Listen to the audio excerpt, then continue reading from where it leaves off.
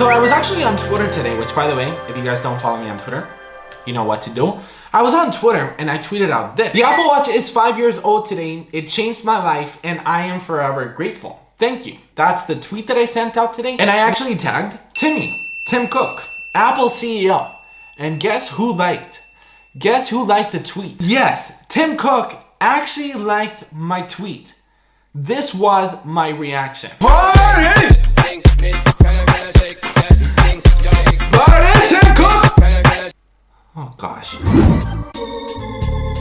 Alright, so before this video actually starts, don't forget that I'm currently giving away an iPhone SE to one of you guys. There's 3 simple steps. 1, go follow me on Instagram. 2, go subscribe to the one and only. And 3, be happy because life is amazing. Links for everything are down in the description. Now, let's start the video. Alright, so I'm doing it. I am selling my iPhone 11 Pro and I will be using the iPhone SE in white as my daily driver. And you guys might be thinking I'm crazy. You guys might be thinking, what the heck is wrong with me? But guess what?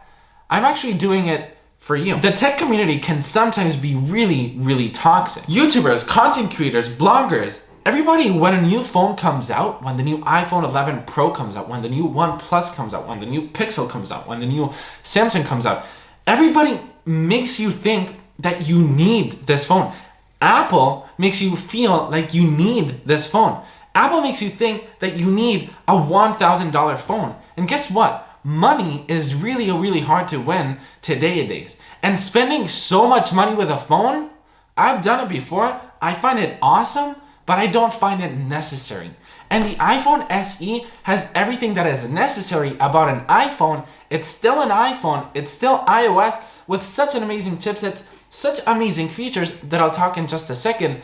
It's got all that for only $399. And the value that has is incredible. I want to be in the same ground as everybody else. Normal people, apart from content creators, because me, I upgrade my iPhone every single year because it's kind of my job. It's because that's what you guys want to see. Nobody would watch me if I wouldn't show you guys the iPhones because you guys love the content that I make. You guys want to see me unboxing the new products. But me, before starting my own channel, I never bought an iPhone every single year. And that's the point. That's why I'm keeping this iPhone, to show everybody, to prove the community wrong. That content creators, at least me, I'm not like that. I'm not part of this toxic community that just makes you think that you need the latest flagship. And once again, I love technology. I love the latest flagships. I absolutely freaking love the iPhone 11 Pro. And I will miss, I guess, having the latest phone. But holy moly, is this phone good? Let's talk about the iPhone SE.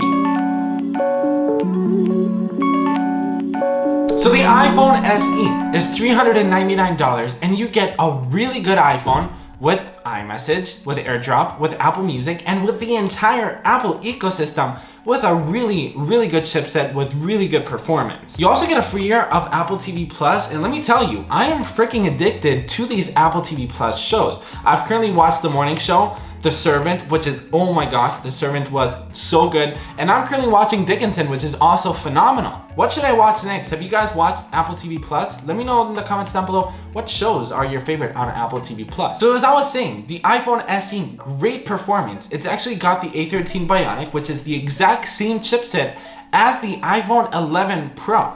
The iPhone 11 Pro, the iPhone that cost $1,000, has the exact same chipset as this $400 iPhone. The iPhone SE isn't glorious. You don't have this edge-to-edge display, you don't have Face ID, you have Touch ID, and a home button. And how is going back to a home button after all these years on using Face ID and not a home button? It's interesting.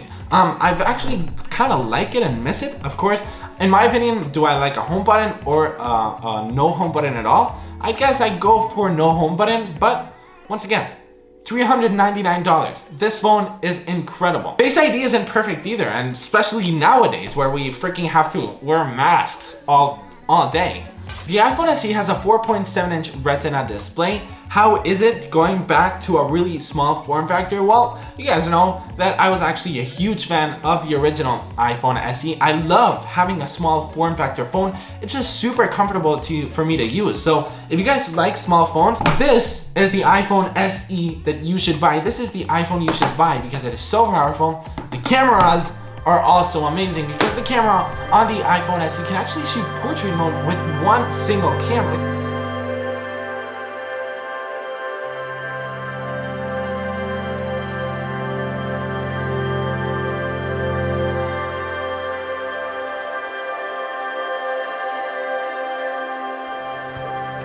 Honestly amazing how video is just so good on an iPhone, and it's so good on a $399 phone. That is incredible. Portrait mode photos on this iPhone is incredible.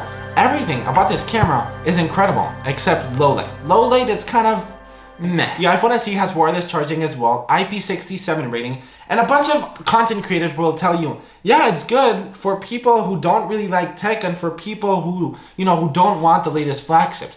Guess what? The iPhone SE is a freaking flagship. The camera, amazing. Performance, amazing. Design, it's maybe what I can understand why you might think, okay, this is not a flagship design because it doesn't have that edge to a display.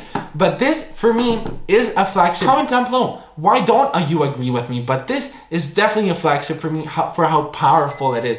For the camera, as I said. I'm gonna repeat myself, so I might as well just finish off the video because I'm gonna start being angry. If you say that the iPhone SE is not a flagship, go out. Get the heck out of my videos.